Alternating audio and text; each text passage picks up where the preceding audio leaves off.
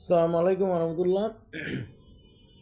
আমি আজকে আবার ওই হজের যে 5 দিনের বৃহৎ কর্মসূচি মেইন হজ এটা আবার একটু বলবো হাজের উদ্দেশ্যে। কারণ আমাদের দেশে আজকে হলো 6 তারিখ, ওদের দেশে 7 তারিখ। আমাদের দেশে কালকে 7 তারিখ, ওদের 8 তারিখ, মানে ওদের কালকে থেকে ওদের দেশে শুরু হবে এই কর্মসূচি প্রোগ্রামটা।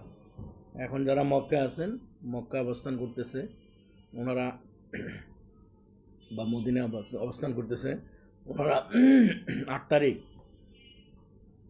8 জিলেজ ইয়ারামের কাপড় পরা যে হোটেল থেকে ওনারা রওনা দিবে, মানে মক্কা অথবা মদিনা রওনা দিবে কোথায়? মিনার উদ্দেশ্যে। 8 তারিখ 8 তারিখ মিনার তাঁবুতে ওখানে ফজরের নামাজ পড়া চলে যাবে মিনায়। 8 তারিখ মিনায় যাবে। মিনায় 8 তারিখে জোহর, আসর, মাগরিব, এশার, এবং 8 তারিখ রাত্রি যাপন করে মিনায় তাঁবুতে। 9 তারিখ সকালে ফজরের নামাজ পড়ার পরে ওনারা আবার রওনা দিবে আরাফার ময়দানের উদ্দেশ্যে। 9 তারিখ আরাফার ময়দানের উদ্দেশ্যে এরামের কাপড় পরা অবস্থায় চলে যাবে 9 তারিখ আরাফার ময়দানে তালবিয়া পড়তে পড়তে। তালবিয়া মানে কি? লাব্বাইক লাব্বাইক আল্লাহুম্মা লাব্বাইক লা শারিকা লাক লাব্বাইক ইন্নাল হামদা ওয়া নি'মাতা লাকাল মুলক লা শারিকা লাক। এটা পড়তে পড়তে হাজিরা সবাই চলে যাবে কোথায়? আরাফার ময়দানে। আরাফার ময়দানে অবস্থান করবে। ওখানে জোহরের নামাজের সময় একটা খুতবা হয় নামিমা নামিরা মসজিদে। ওখানে খুতবাটা পড়া শোনা ওয়াজিব সবার জন্য, এবং ওই খুতবাটা মসজিদের পাশাপাশি মাঝে কাছাকাছি থেকে শুনলে আরও ভালো। এবং সবাই স্পিকারে মাইক্রোফোনে ওখানে শোনা হয়। আমরাও শুনছিলাম 2022 আমি যখন হজ করছি, তখন অনেক ভিড় থাকে, লক্ষ লক্ষ হাজি। তারপরে ওইটার পরে এবং সারাদিন ওখানে অবস্থান করতে হয় আরাফার ময়দানে। তারপরে আরাফার ময়দানে আসরের পরে সূর্যাস্তের পূর্বে ওখান থেকে আবার রওনা দিতে হবে। আরাফা থেকে রওনা দিতে হবে কোথায়? মুজদালিফার উদ্দেশ্যে। 9 তারিখ আসরের পরে ওখানে দোয়া ইস্তেগফার করা, মুনাজাত করা।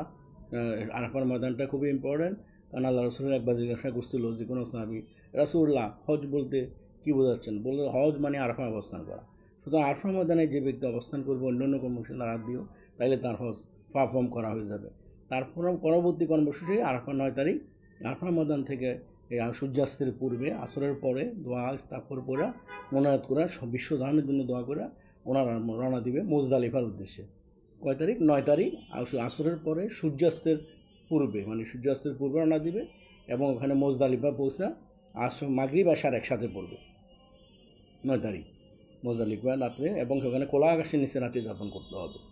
খোলা আকাশের নিচে লক্ষ লক্ষ হাজি শুয়ে থাকবে। এবং 9 তারিখ রাত্রি যখন শেষ হবে, ভোর ফজরের নামাজ পড়েই রওনা দিতে হবে 10 তারিখ ওই যে বড় জামানা যে 7টা শয়তানকে কঙ্কর নিক্ষেপ করতে হবে 7টা, সেটা নিক্ষেপ করি এই 10 তারিখ সকালে, যেটা নিক্ষেপ করে চলে যাবে মক্কায় চলে যাবে। অবস্থান করবে আরামবাদা অবস্থায় অবস্থান করবে, হোটেলে অথবা আশেপাশে যেখানে যে বাড়ি আছে ওইখানে অবস্থান করবে। 10 তারিখ সকাল 9টা 10টা 11টার মধ্যে যদি কোরবানি হয়ে যায়, সরকারিভাবে মেসেজ পাওয়া যায়। বেসরকারিভাবে তাদের যার যার যে দায়িত্ব নিচ্ছে পশুগুলা কোরবানি মেসেজ দিয়ে দেয় মোবাইলে অথবা ফোনে। তখন সাথে সাথে ওনারা গোসল করা, এরামের কাপড় ছাড়া ওই পাঞ্জাবি পায়জামা নর্মাল ড্রেস পরবে। পইরা এর মধ্যে এবং ছাই মানে মাথা নেড়া মুন্ডন করে ফেলবে।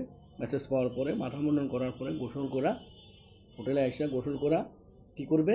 ওই পাঞ্জাবি পায়জামা নর্মাল ড্রেস পরা চলে যাবে আবার মক্কা শরীফে, কাবা শরীফে। ওখানে আবার ফরজ তাওয়াফ করতে হবে। ফরজ তাওয়াফ মানে ওই যে 7 পাক করতে হবে, এবং সাপা মারোয়া এই করে ওখানে ওটা ফুল করা, মানে 7 পাক, যেটা আমরা উমরা করার যে সিস্টেমটা, তাওয়াফ করা এবং সাই করা, সাপা মারোয়ার সাথে দোয়া করা। দোয়াগুলোর মধ্যে সবচেয়ে 2টা দোয়া আমাদের নবী সবসময় ওখানে অ্যাম্পাস দেওয়া হতো, রাব্বানা আতানা ফিদ দুনিয়া হাসানাতে ওয়া ফিল আখিরাতি হাসানা ওয়া কিনা আযাবান নার। আরেকটা হলো লা ইলাহা লা শারিকা লাহুল মুলক ওয়া আলা কুল্লি শাইইন কাদির। এই 2টা দোয়া, এবং আমরা অন্যান্য ইস্তেগফার, আস্তাগফিরুল্লাহ, লা হাওলা ওয়ালা কুওয়াতা ইল্লা বিল্লাহ, লা ইলাহা ইল্লা আনতা সুবহানাকা ইন্নী কুনতু মিনাজ জালিমিন, হাসবুনাল্লাহু ওয়া নি'মাল ওয়াকিল, নি'মাল মাওলা নি'মাল নাসির, আল্লাহুম্মা আনতাস সালাম মিনকাস সালাম, তাবারাকতা আল জালালি ওয়াল ইকরাম, রাব্বির হামহুমা কামা রাব্বায়ানি। এগুলা দোয়া করতে পারেন পাশাপাশি। তবে ওই 2টা দোয়ার উপর বেশি জোর দেওয়া হয়েছে। এগুলো রাব্বানা আতানা ফিদ্দুনিয়া হাসানাতে আফিল আখিরাতি হাসানাতান ওয়া কিনা আযাবান্নার। আরেকটা হলো লা ইলাহা ইল্লাল্লাহু লা শারিকা লাহুল মুলক ওয়া হুয়া আলা কুল্লি শাইইন কাদির। এই দুটা দোয়াকে বেশি গুরুত্ব দিয়েছে। সুতরাং এই দুটা দোয়ার প্রতি হাসিনা একটু মনোযোগ দিবেন। পাশাপাশি এবং 10 তারিখ যখন আপনার ফরজ তওয়াব হয়ে গেল এবং তখন রাত্রেবেলা যার যার মোয়াল্লেম আছে ওনারা গাড়ি ঠিক করি আপনার আবার ওই মিনার উদ্দেশ্যে রওনা দিতে হবে। মিনার উদ্দেশ্যে কেন রওনা দিবেন? সেখানে 3টা শতানকে 321টা পাথর মারতে হবে। মুজদালিফায় কিন্তু যখন আপনার রাত্রি যাপন করবেন সেখান থেকে পাথর কালেকশন করতে হবে একটা বোতলে 21টা 20টা 25টা 21টার জন্য মিনিমাম 25টা বা 30টা পাথর একটা বোতলে রাখতে হবে। ওই পাথরটাই 10 তারিখ সকালে যখন যাবেন ওখানে বড় জমানা মাইরা সেখান থেকে মক্কা শরীফে যায় তারপর বাকি ফর্মালিটিসটা শেষ করি। এবার মক্কা থেকে ওই যে ফরজ তওয়াব পুরা হোটেল থেকে রাত্রেবেলা আবার মিনার উদ্দেশ্যে মিনা 11 তারিখ সকালে ফজরের পরে জোরের আগে দিয়া তখন যাইয়া মেজুজ শয়তান আর 7টা মারতে হবে। আর মানে আবার মিনে অবস্থান করতে হবে 11 দিন রাত্রে। আবার 12 তারিখ ফজরের পরে জোরের আগে দিয়ে যায় আবার ছোটো জামানা মানে ছোটো শয়তানকে আরও 7টা মারতে হবে। মানে 12 তারিখ আবার মিনা ওখান থেকেও মিনায় আসতে পারবেন অথবা ওখান থেকে মক্কা শরীফে আবার চলে আসবেন আপনার কাজের ফর্মালিটি শেষ। যদি এটা সূর্যাস্তের পূর্বে মিনা থেকে আবার মক্কার উদ্দেশ্যে রওনা দিতে হবে। আর সূর্যাস্তের পরে গেলে তখন আবার পাথর মারা 7টা পাথর মারা ওয়াজিব হয়ে যাবে। সুতরাং সবাই সূর্যাস্তের পূর্বেই মিনা ত্যাগ করে মক্কার উদ্দেশ্যে রওনা দেবে। এইটা হজের 12 দিনের কর্মসূচি এই 5 দিনের কর্মসূচি শেষ হয়ে গেল।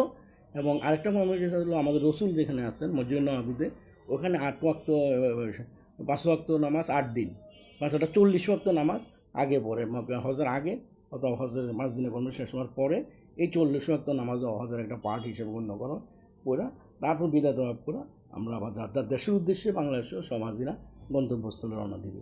এই এই কর্মসূচিগুলো আমিও 2022 সালে যখন পালন করছি আমিও আশা করি এটা ক্লিয়ার একটা কনসেপ্ট দেওয়ার জন্য চেষ্টা করছি। আপনারা যদি ফলো করেন ভালোগুলো বইতেও লেখা আছে বিভিন্ন হজ ফর্মুলার বইগুলোর মধ্যে হাজি গেমতেও পাবেন। পাশাপাশি আমিও এক্সপ্লেন করলাম। ভিডিওটা যদি ভালো লাগে শেয়ার করে দেবেন অন্যরা যাতে যদি কোনো একটা আমলও যদি ওদের দ্বারা উপকৃত হয় তাহলে আপনি এই জগৎ ওই জগৎ 2 জগতে বেনিফিট হবেন। ধন্যবাদ। আসসালামু আলাইকুম রহমতুল্লাহ।